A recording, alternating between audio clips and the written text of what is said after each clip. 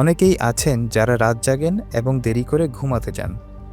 বিজ্ঞানীরা এই ধরনের মানুষের উপর গবেষণা করে তাদের জীবনে এর প্রভাব বোঝার চেষ্টা করেছেন।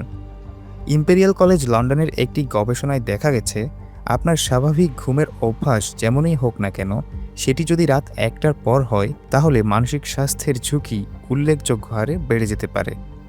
ইউকে বায়োব্যাংকের প্রায় ৭৩,০০০ মানুষের উপর করা এক গবেষণায় দেখা গেছে, যারা নিয়মিত রাত ১টার পর ঘুমাতে যান তাদের বিষণ্ণতা, দুশ্চিন্তা এবং মস্তিষ্কের বিকাশজনিত বিভিন্ন সমস্যার হার অনেক বেশি।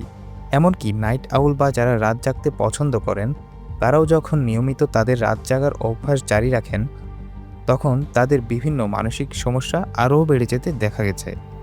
অপরদিকে যারা তাড়াতাড়ি ঘুমিয়ে পড়েন, তাদের মধ্যে এসব সমস্যা দেখা গেছে খুবই কম।